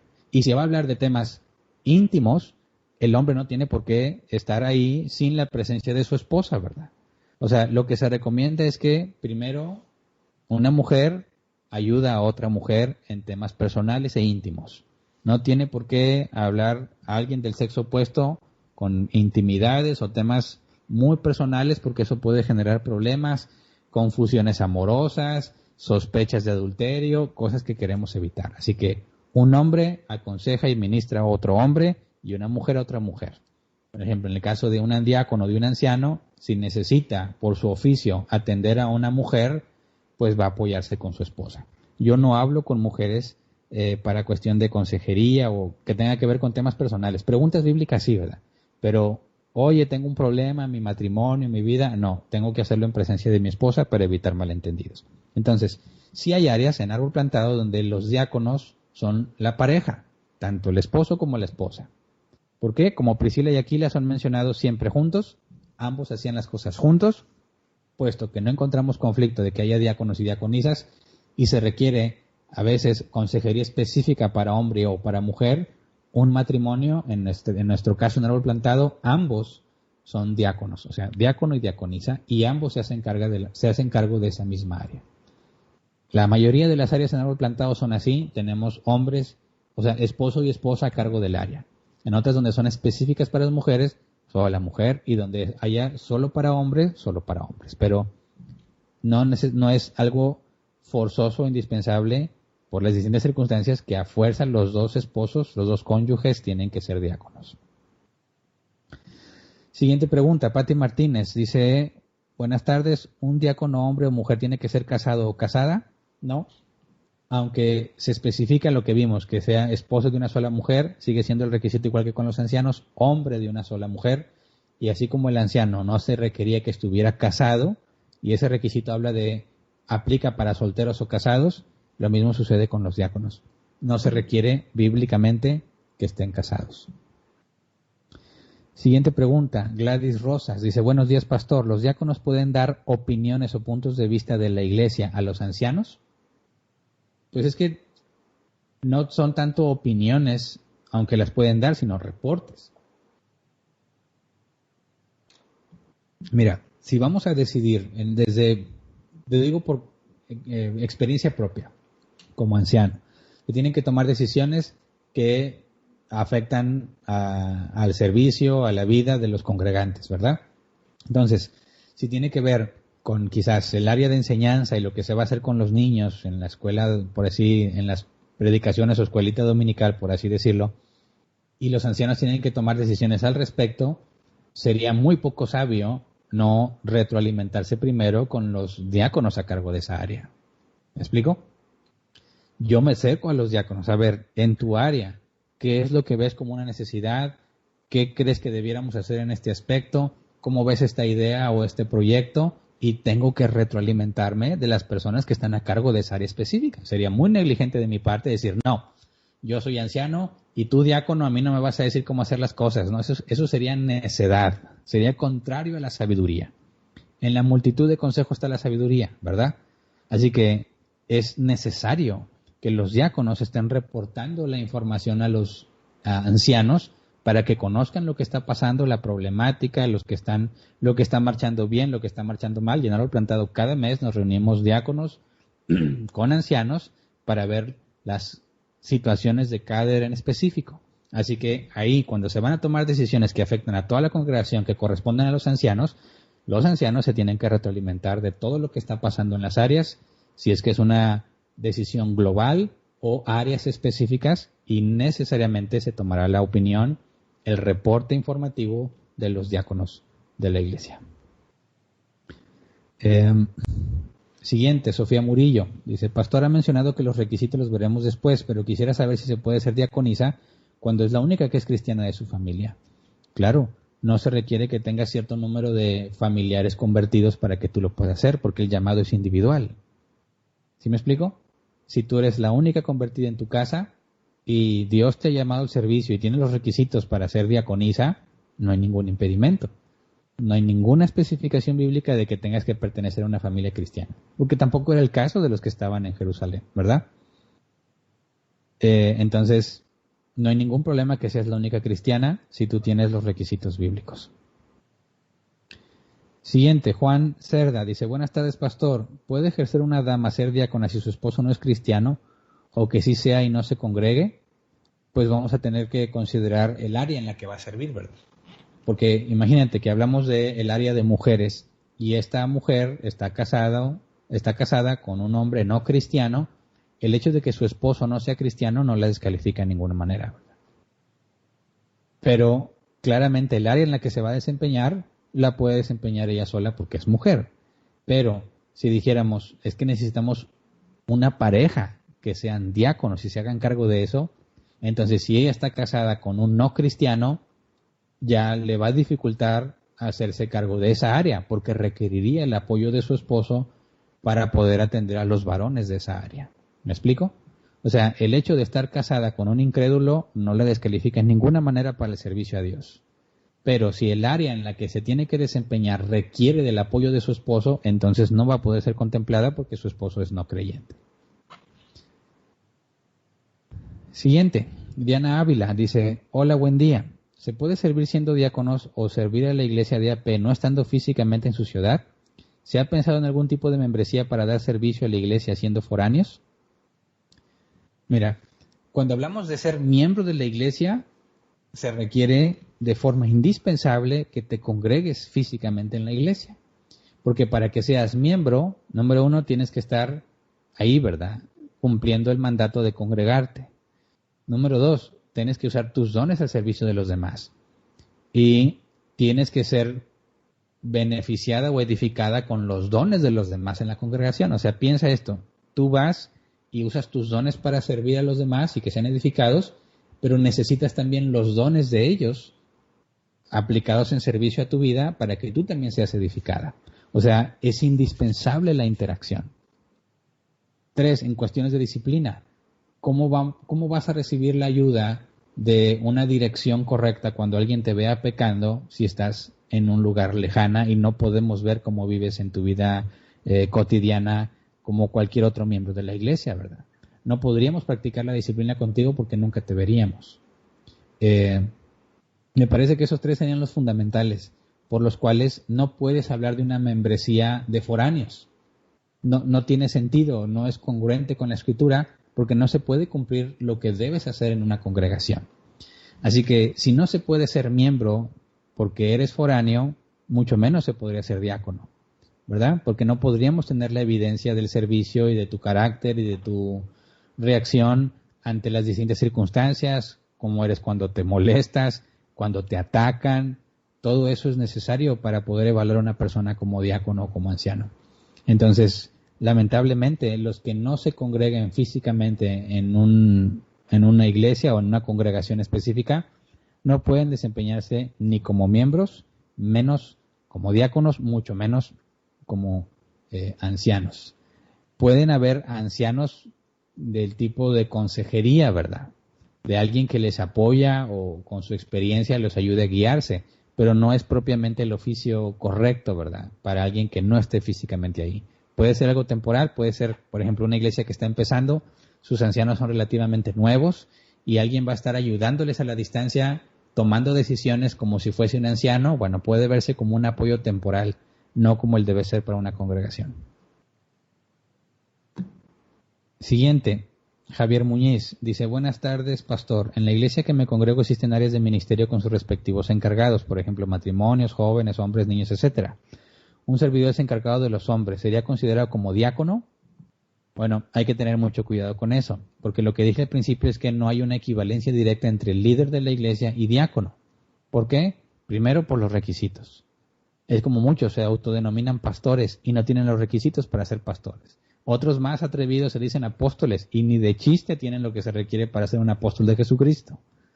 Hoy en día ningún ser humano podría cumplir el requisito de ser apóstol de Jesucristo, pero aún así se dicen apóstoles. Entonces, el hecho de que tú estés en un área de liderazgo no significa que estás haciendo o cumpliendo con el oficio de diácono bíblicamente hablando.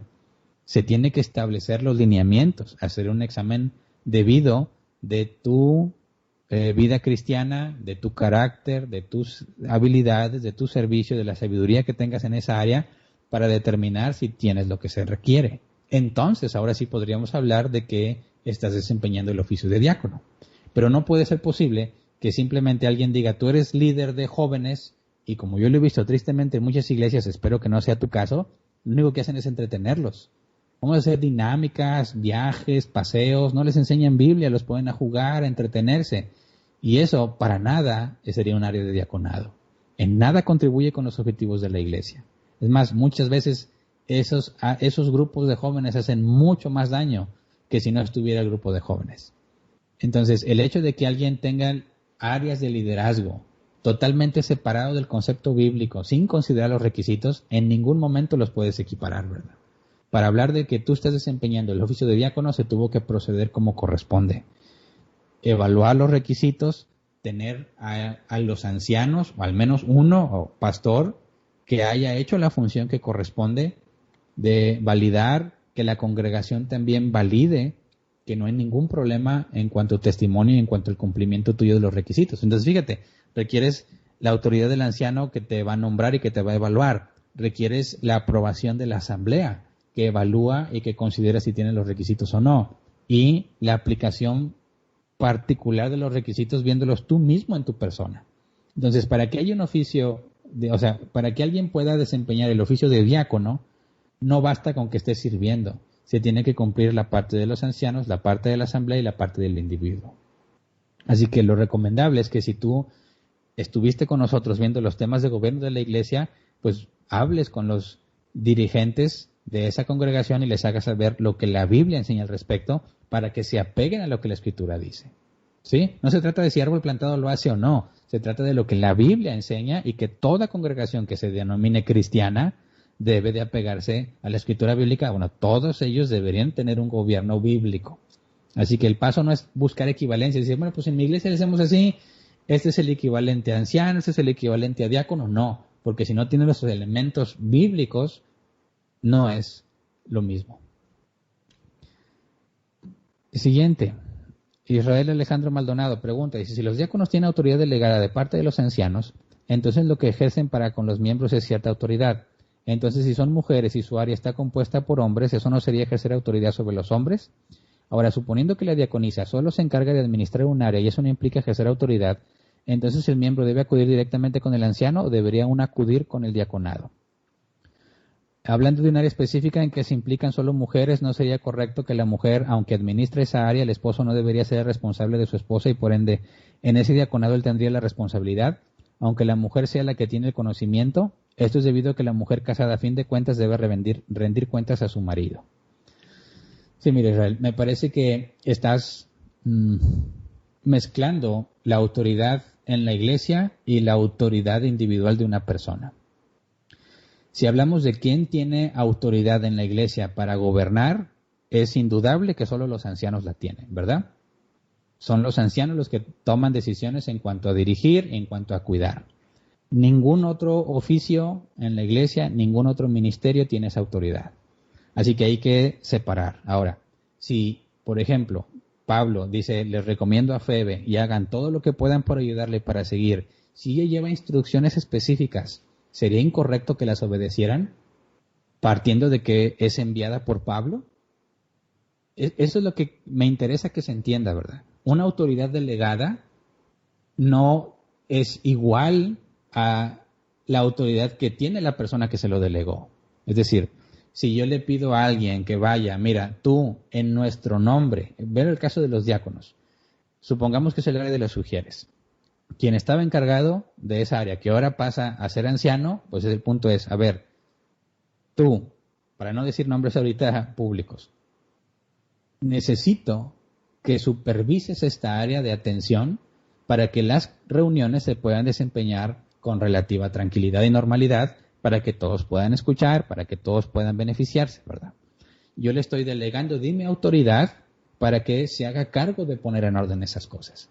Si le hacen caso al encargado, al diácono de los sugieres, estás diciendo que te estás sometiendo a la autoridad del anciano. ¿Se entiende? Una autoridad delegada, el que la recibió delegada no la aporta en su propio nombre. No es él el que la tiene en sí mismo. Lo mismo dije de los ancianos. Un anciano no tiene autoridad en sí mismo y al anciano se le obedece siempre y cuando lo que el anciano pida sea bíblico. Es decir, nos sujetamos a los hombres siempre y cuando los hombres se hayan sujetado a Cristo, ¿verdad? En los diáconos es igual. Si una persona, en el caso de una mujer, se le dice, mira, tú vas a administrar esta área, no lo hace con autoridad propia, lo hace en mi nombre. ¿Me explico? Si le van a hacer caso a ella es porque me van a hacer caso a mí como anciano. Si me hacen caso a mí es porque le hacen caso a Cristo. Pero las decisiones en cuanto a lo que se va a hacer en la iglesia y en la congregación corresponde solamente a los ancianos, los que gobiernan y dirigen. Entonces, no veo ningún inconveniente en que una mujer le pueda pedir a alguien más que para administrar mejor las cosas tenga que hacer un cambio. Por eso mencioné el caso más clásico de los sugieres. Si tú quieres llevar al extremo a la parte de la autoridad, que me parece que sería algo incorrecto, y le decimos, hay una mujer ujier, y esa mujer ujier tiene autoridad para pedirle a la persona que se cambie de lugar, ¿verdad? Tiene autoridad para hacerlo. ¿Por qué? Porque se la estamos delegando para que organice de la mejor manera posible la distribución de las sillas, de manera que se pueda aprovechar lo más eficientemente. Ahora, si una mujer ujier le dice, hermano, ¿podría por favor moverse a la otra silla? Y usamos el argumento de la autoridad, de decir, tú no puedes ejercer ninguna autoridad sobre mí porque eres mujer. Y ahí es donde yo veo una grave confusión. ¿Se entiende? El hecho de que ella reciba autoridad para pedirte que te muevas de tu silla o que te recorras por el bien de toda la congregación, eso en nada contradice el pasaje que dice cuando Pablo dice que no permito a la mujer ejercer autoridad sobre el hombre. El contexto es totalmente diferente, ¿verdad? El contexto de no permitir a la mujer tener autoridad sobre el hombre, estamos hablando de la congregación, de la dirección, no de la parte interna. Un ejemplo, Priscila y Aquila, ambos instruyeron a Apolos. ¿Cómo es posible que Priscila haya instruido a Apolos si es una mujer y no puede ejercer autoridad sobre él? Entonces hay que tener mucho cuidado en la manera que estamos interpretando la autoridad, porque si lo llevas a ese extremo, ninguna mujer podría pedirle nada a un hombre porque no puede ejercer autoridad sobre él. ¿Se entiende? Si lo llevas a ese extremo, una mujer, una madre de familia no podría pedirle nada a su hijo, no podría pedirle nada a su esposo. Oye, por favor, ¿me puedes traer esto? No, tú no tienes autoridad sobre mí. O sea, mucho cuidado con los extremos. Analicemos el contexto. Si una mujer está a cargo del área Febe está a cargo de un área en específico y Febe te pide que hagas algo, ¿vas a argumentar que ella no tiene autoridad sobre ti porque eres hombre? Me parece inconsistente, ¿verdad? Así que distinguimos la responsabilidad para tomar decisiones que afectan a la congregación, para dirigirlos y gobernarlos, para disciplinar a la congregación en general, está principalmente en los ancianos. Pero si nos vamos a Mateo 18:15, si tu hermano peca contra ti, ve y repréndele. Es una autoridad, ¿verdad? Si una mujer ve a un hombre que acaba de cometer adulterio, puede decirle, oye, tienes que arrepentirte. Y tiene autoridad delegada de Cristo para pedirle que se arrepienta.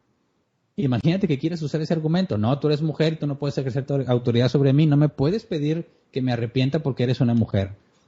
No procede, ¿verdad? Entonces, si una mujer ha recibido autoridad delegada para administrar un área y le pide a un hombre que haga algo, la autoridad no está en ella, sino en el anciano que se le encomendó. Y el hombre va a tener que obedecer como si estuviera el anciano diciéndoselo. ¿Me explico? Eso en cuanto al primer bloque que escribiste. En el segundo, un área en específico que se implican solo mujeres, dices que aún así el esposo debería ser el responsable de su esposa y por ende del diaconado. Bueno, me parece aquí otra vez que hay una confusión. La responsabilidad de un área la puede tener la mujer, pero eso no significa que el esposo ya no está siendo responsable de ella, ¿verdad? El esposo sigue siendo responsable de ella, aunque él no comparta la responsabilidad de ese diaconado. O sea, son peras y manzanas, estamos hablando de cosas diferentes, ¿verdad? Si mi esposa está en un área de diaconado y yo no soy responsable de esa área, pero yo soy responsable de mi esposa, bueno, vamos a tener que tomar la decisión juntos de si ella participa o no en esa área de diaconado. ¿Por qué? Porque si yo soy responsable de ella y sé que va a tener más cargas y va a enfrentarse a más dificultades, yo tengo que estar dispuesto a ayudarla, a guiarla y a orientarla para que ella cumpla correctamente con sus responsabilidades. ¿Se entiende? El argumento que me estás poniendo aquí se parece a que esposa de doctor es doctora. No procede, ¿verdad? Esposo de diaconisa es diácono, no. Esposa de anciano es anciana, no. Así que si ella adquiere esa responsabilidad, el hombre, obviamente como responsable ante Dios, responsable de ella, va a tener que estar de acuerdo en esa decisión y apoyarla en todo lo posible para que ella cumpla con sus compromisos. Eso en ninguna manera se sigue que ahora él es responsable de esa área porque es el esposo. El argumento no es correcto si lo manejas de esa manera. Y se nos acabó el tiempo. Iba a decir que era la última pregunta, pero parece que había más preguntas, pero se acabó el tiempo. Muy bien. Parecía que nadie iba a preguntar y luego después ya vinieron las preguntas. Qué bien. Retomo lo de los avisos y los mensajes. En cuanto a la congregación, retomarla los miércoles. Nuestra meta es, retomando donde me quedé, nuestra meta es de este miércoles al otro, reactivarnos con el 20% como lo han dicho las autoridades. Así que el día de hoy, en la encuesta que se va a enviar de cada 2 semanas para saber la situación actual de los miembros con el COVID y todo eso, se agregaron 2 preguntas nuevas. Una pregunta es directa al que está llenando la encuesta. Si reabrimos los miércoles con todos los lineamientos sanitarios que el gobierno nos pide, ¿nos acompañarías? Esa pregunta es para el que está llenando la encuesta. Y luego es responder sí o no. Si respondes que sí, la siguiente pregunta es, si respondiste que sí, dinos quiénes te acompañarían y sus edades. El que llene la encuesta ya tenemos sus datos, ¿verdad? Pero quiénes lo van a acompañar necesitamos que nos digan sus nombres y sus edades. Porque las personas vulnerables, el gobierno está diciendo que no deben congregarse. Entonces nos vamos a pegar aquí a la que el gobierno está diciendo para no arriesgar a ningún hermano que tenga una vulnerabilidad, que puede ser la edad o la condición médica. Entonces, no vamos a dar oportunidad en estos momentos de que las personas de edad avanzada, creo que es a partir de los 60, la tercera edad, de que no se congreguen porque estarían en cierta manera más expuestos que los demás por las situaciones de salud implicadas en esa edad, ¿verdad? Entonces, no sé ahorita si alguien de esa edad pretende congregarse o no, pero anticipo que los lineamientos que la autoridad ha indicado es que los vulnerables no se congreguen en sábado. perdón, entre semana. No se congreguen entre semana. Entonces, en la encuesta que se les va a enviar, que le pido por favor a los diáconos que lo envíen en este momento, están las preguntas que conocen, normales, de cada 2 semanas, más estas 2 nuevas preguntas. Así que por favor, piénsenlo. Si es su deseo acompañarnos los miércoles, especifíquenlo. ¿Cuántos van a ir y de qué edades? Para que nosotros podamos hacer la planeación y asegurarnos de no quebrantar el lineamiento de los que son vulnerables. Así que si tienes pensado asistir, te vamos a preguntar tu fecha de nacimiento, ¿verdad? Si te da vergüenza decirnos tu fecha de nacimiento, que es algo que no me queda claro, pero respeto, hay personas que no quieren decir en qué año nacieron. No sé si son vampiros o han vivido más de 100 años o no sé cuál es el problema. Pero si te quieres congregar, nos vas a tener que revelar esa información preciada y todos vamos a saber cuántos años tienes. Y lo necesitamos saber para saber si te vamos a permitir congregarte o no y no ir en contra de los lineamientos que ha puesto el gobierno. ¿Ok?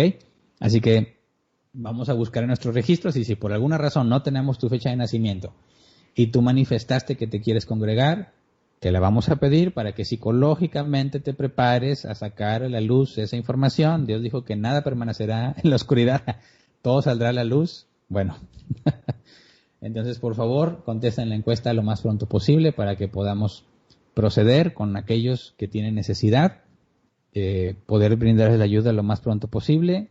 Las encuestas anteriores hemos tenido que esperar mucho tiempo porque hay personas que o no se dieron cuenta de la encuesta o no sé si tuvieron algún problema técnico, pero la contestan muy, muy tarde, a veces hasta el día siguiente. Entonces, por favor, contéstenla todos a la brevedad. No queremos que haya alguien que tiene necesidad y que no reciba la atención oportuna y la ayuda que pudiera estar ocupando. Por último, quiero platicarles o darles los nombres de las personas que terminaron seleccionadas para ancianos, los nuevos ancianos en árbol plantado. Los menciono en el orden que yo los postulé, no necesariamente tiene que ver con importancia o jerarquía, los dos son ancianos al mismo nivel, ¿verdad? El primero de ellos es Ismael Angulo, todavía está encargado del área de Ujieres y tesorería. Va a quedar el área de Ujieres vacante, aún no sabemos qué onda con la tesorería, pero el área de Ujieres va a quedar vacante, así que esa área va a tener que reestructurarse, que más adelante hablaremos con esa área específico para ver el proceso, pero se requiere nuevo diácono en Ujieres.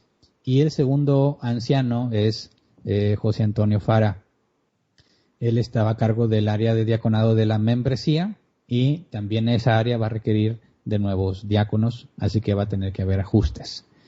Tanto Ismael como Antonio van a empezar su periodo de prueba de 6 meses. Más que prueba es una capacitación. Obviamente hacerles ver desde una perspectiva bíblica las responsabilidades, aunque sé que las conocen, pero tenemos que pasar por ese proceso de adaptación, de ponernos a estudiar juntos, de leer juntos, de empezar a practicar las tomas de decisiones, las análisis, investigaciones, todo lo que tiene que ver con los ancianos, para que en un periodo de 6 meses ellos tengan un concepto claro, lo más detallado posible de lo que implica y que si no hay ningún problema, ni de la parte de la congregación ni de parte de ellos, después de estos 6 meses se haga la imposición de manos como bíblicamente corresponde. Así que van a estar desempeñándose como ancianos, pero aún no son totalmente establecidos, ¿verdad? Están en este periodo de prueba. El nombramiento oficial es cuando terminamos estos 6 meses con la imposición de manos como lo especifica la Biblia, y espero que la cuarentena ya no esté para esos tiempos y podamos llevarlo a cabo sin problema. Felicidades a ambos. Gracias a todos por los que estuvieron orando por Árbol Plantado. Yo les pedí a los foráneos en la sesión de preguntas y respuestas que tengo con ellos todos los jueves que nos apoyan en oración. Les quiero agradecer a todos los que estuvieron orando por nosotros. Gracias a Dios contestó nuestras oraciones y llegamos a la unanimidad buscada. Es todo. Muchísimas gracias. También, se me olvidaba, estamos reactivando otra vez la donación de artículos de despensa. El stock que teníamos acumulado ya prácticamente está agotado. ¿Se acuerdan? Nuestro objetivo principal era seguir el proceso de José el Soñador. de recabar toda la ayuda que podíamos para armar despensas y almacenarla para ir repartiéndola conforme fuese necesitando. Y hace un buen tiempo que suspendimos ya la recaudación o la recopilación porque ya teníamos más que suficiente. Pero como de forma inesperada sabemos que esta pandemia se extendió, entonces ya estamos llegando al punto donde necesitamos volver a empezar y volver a recopilar alimentos. Voy a volver a publicar la lista que teníamos en el grupo de miembros para que se acuerden todos de qué consistía.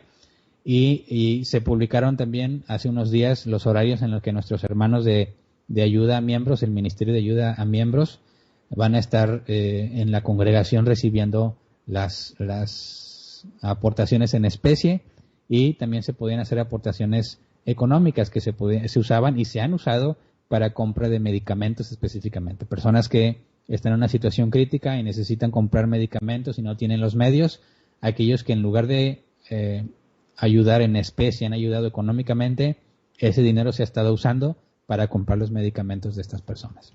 Y sabemos que hay personas que están en una situación difícil, que requieren ayuda. La encuesta pasada lo reveló. Esperemos en Dios que no sea necesario para esta semana, pero es probable que siga, así que necesitamos la ayuda de todos en Árbol Plantado para que cada uno, conforme a su capacidad, pueda ayudar a los que están en necesidad, para que, como dijo Pablo, nuestra abundancia supla la necesidad del otro, ¿verdad? Estamos para ayudarnos unos a otros, así que, por favor, analicen y decidan en su corazón ayudar aportando para la despensa y darle alivio a las personas que no tienen sustento necesario para la vida. Por lo demás, la cuestión de las ofrendas, recordemos seguir ofrendando. Si ya regresamos el miércoles de esta semana a la otra, bueno, ahí está, lo mantuvimos funcionando para poder regresar. Esperemos en Dios. Por lo que yo escuché de las últimas transmisiones del gobierno de nuestro estado, decían que todo iba muy bien, que todo está favorable, que si seguimos así, podremos regresar otra vez a considerar semáforos amarillos. Todavía no estamos ahí, pero lo que las autoridades manifestaron es positivo, que ha habido un avance. Vi que felicitó encargado del área, se me olvida su nombre, de la O, Manuel de la O, gracias. Mencionó que felicitaba a los restauranteros, a las empresas en general, porque han estado apegándose los lineamientos. Dijo que ahí había ido a lugares específicos y encontró que estaban cumpliendo a la perfección las normas. Excelente, espero que haya ido a un lugar donde había cristianos. Que los cristianos debemos obedecer y debemos hacer todo lo que corresponde para evitar que esta pandemia siga afectando. Así que hagamos la parte que nos corresponde para demostrar el amor a nuestro prójimo. Cuidémonos, no seamos negligentes. Acuérdate, sábado y domingo no son de paseo, por favor. Ya los regañé la vez pasada. No sé si me quitaron de amigos en Facebook, ya no los he visto, me las están escondiendo las fotos, pero me enteré que algunos siguen haciéndolo. Así que evítame ir a aplicarte un Mateo 18, versículo 15. Así que estoy aquí reprendiendo a todos esos de la manera ahorita más amable posible. No son días para salirte a pasear sábado y domingo. Claramente la autoridad dijo, solamente lo esencial. Muchos de nosotros en el Árbol Plantado, incluyéndome a mí, estamos encerrados sábado y domingo, no salimos más que a traer comida. Y a veces nos anticipamos para ni siquiera salir, para respetar los lineamientos. Entre semana es otra cosa, ¿verdad? Hay más flexibilidad y te puedes mover. Pero en fin de semana, los cristianos debemos ser identificados por el cumplimiento en estas normas que demuestran claramente amor al prójimo y que nos van a beneficiar a nosotros mismos para que se pueda volver a reabrir las actividades y podamos regresar a la congregación, ¿verdad? Así que dense por reprendidos en este momento y pórtense bien. Es todo. Entonces, nos vemos, si Dios lo permite, el miércoles, todavía aquí en mi casa, todavía no en el auditorio, para seguir con nuestro estudio de Éxodo, y el próximo domingo para continuar con nuestro estudio de los diáconos. Gracias a todos.